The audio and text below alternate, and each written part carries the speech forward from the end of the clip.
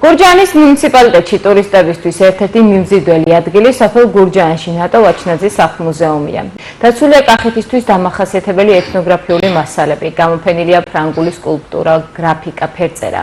თემაზე ცვლად ვისაუბრებთ სახლ-მუზეუმის ხელმძღვანელ როზა აბციალთან. ქალბატონო როზა, გამარჯობა, დიდი მადლობა, რომ დრო გამონახე და მონაწილეობთ ჩვენს გადაცემაში. მადლობა ტელევიზიაში მოწვევისთვის. რა დატვირთვა აქვს ნატო ვაჩნაძის სახლ-მუზეუმს და რატომ ვიზიტავთ ტურისტებს განსაკუთრებით? ჯერ დავიწყებ იქედან, რომ ნატო ვაჩნაძე ქალი, რომელმაც გურჯაანიდან ქართული კინოს ისტორია დაწერა. მასზე ვსაუბრობთ როგორც დიდ მსახიობზე, მაგრამ ასევე ვისაუბრებთ როგორც გურჯაანში გაზრდილ პატარა გოგონაზე, რომელს ხასიათი აქვს ჩამოყალიბდა. შემდეგ გაიარა ის გზა, რომელმაც იგი ერთ-ერთ რჩეულ კინოვარსკვლავად აქცია. ძირითადად ადგილობრივ მუნიციპალიტეტში ნატო ვაჩნაძის სახლ-მუზეუმს მნიშვნელოვანი დატვირთვა აქვს. ეს გახლავს კულტურულ-საგანმანათლებლო ცენტრი. აქ იკრიბებიან ახალგაზრდები, აქ მოდიან უცხოელი ტურისტები. სხვადასხვა ქვეყნებიდან მოდიან, შეკრება ხდება ახალგაზრდების ასევე ღონისძიებები, თემატური საღამოები, შეკრებები, თეატრალური და კინოს საღამოები ტარდება. ყველა ძალიან კმაყოფილი მიდის მუზეუმიდან. თვითონ ნატო ვაჩნაძის ბიოგრაფია არის ძალიან მრავალფეროვანი და მნიშვნელოვანი. ასევე მინდა აღვნიშნო, რომ მუზეუმში უნიკალური ნივთებია დაცული. ძალიან მოსწონთ გარემო, თვითონ მუზეუმში ექსპონატების წყობა, ამ ექსპონატების ისტორია, კულტურული დატვირთვა აქვს ამ მუზეუმს საკმაოდ დიდი. საინტერესოა ძირითადად რომელი ქვეყნებიდან გსტუმრობენ ხოლმე? მუზეუმში მოდიან ამერიკის შეერთებული შტატებიდან, ევროპიდან, თურქეთიდან, ისრაელიდან, იტალიიდან და ასევე ბევრი უცხოეთში მცხოვრები ქართველი ჩამოდის მუზეუმის სანახავად. ქალბატონო როზა, გამოწვევები თუ გაქვთ? კი, გვინდა რომ უფრო განვითარდეს მუზეუმი, განვითარდეს მუზეუმის კულტურული ცხოვრება.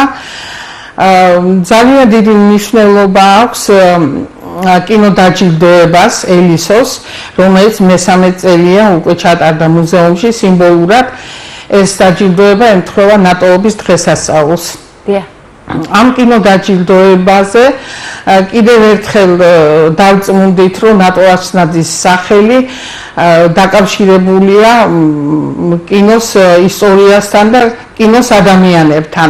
ფონდი ჩამოაყალიბა თვითონ ელდარ შენგელაიაშვილიშვილმა, ნატალია ჯურელმა და კიდევ მინდა აღვნიშნო, რომ ადგილობრივი მუნიციპალიტეტის ხელმძღვანელების დახმარებით და ასევე საბიბლიოთეკო სამუზეუმო გაერთიანების დირექტორის ეკაბერუშვილის თანადგომით ეს კინოდაჯილდოება ძალიან დიდ ღონისძიებად და მნიშვნელოვნად აღინიშნება ნატოობის დღეს. როგორც ისე ნატალია ჯუღელი აქტიურად არის, ხო, ჩართული, ინტერესდება, როგორ ვითარდება მუზეუმი, რა მდგომარეობა არის?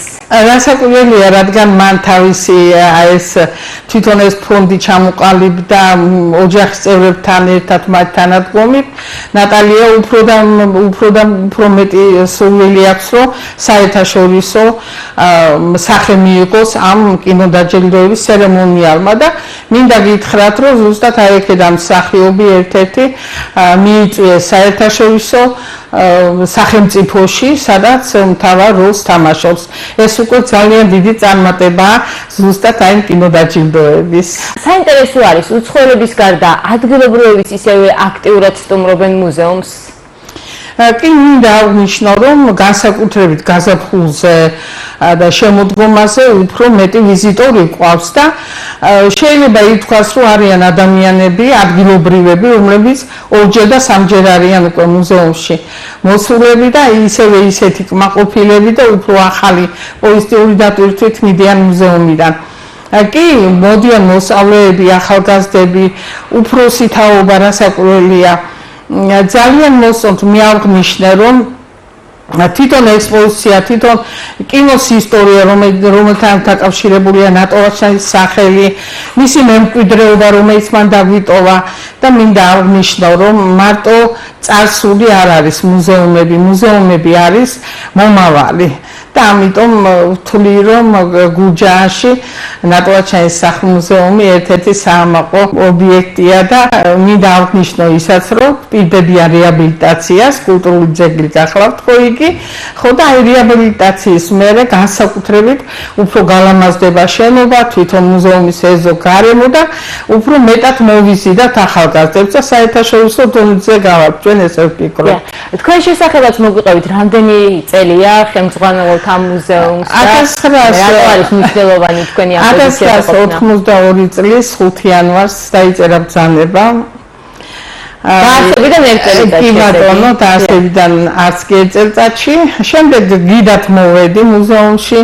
შემდეგ მეცნიერ თანამშრომელი ეტაპობრივად საფეხურებით ახლა მე ფონდების წელი, მე მოადგილე ვიყავი და 97 წლიდან გახდი დირექტორი მუზეუმის, შემდეგ უკვე მენეჯერი. ფაქტობრივად ცხოვრობთ ხო ამ მუზეუმში და ასე გამოვიდა, მინდა გითხრათ, რომ ეს სამუშაო ადგილი არ არის, შემცირების არის დიდი პასუხისმგებლობა, რომ აი ეს მემკვიდრეობა ახალგაზრდობას გადავცეთ და რამდენიმე წლის შემდეგ კიდევ რო შემოვა ადამიანი მუზეუმში, იგი იგრძნობს და მან იგრძნოს, რომ იქ ნატოვაჩნაძის სული ცხოვრობს ისევ. რატომღაც ბოლო დროს ხშირად მომისმენია, რომ პატარები აღარ დაყავთ ხოლმე მუზეუმში, თითქოს მოსაწყენი არის, რომ თქვენი შეფასებით რატომ არის მნიშვნელოვანი, რომ ბავშვობიდანვე ეზიაროს ამ კულტურას და მშობელმა წაიყვანოს შვილი მუზეუმში? მოყავთ მუზეუმში პატარა დაბალი კლასებს გულისხმობ და მინდა გითხრათ, რომ მუზეუმის თანამშრომლები, როდესაც ექსკურსიას ატარებენ, ყველას შერჩეულია თაობების მიხედვით, ვის როგორ უნდა ესაუბრო. ეს არის ძალიან მნიშვნელოვანი და აი იმის გამო ზუსტად ამიტომ დაინტერესებულები არიან თვითონ ეს პატარა ბავშვებიც იმდენად ლამაზად აცნობენ მუზეუმის ისტორიას.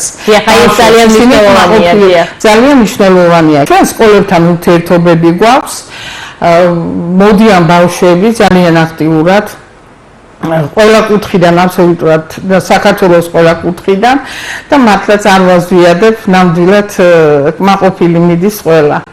აბსოლუტურად. დიდი მადლობა, წარმატებას გისურვებთ. მადლობა თქვენ მოწვევისთვის. დიდი მადლობა. გამოშვებას რეგიონის გარეთ განვითარებული მოვლენებით განვაგრძობთ.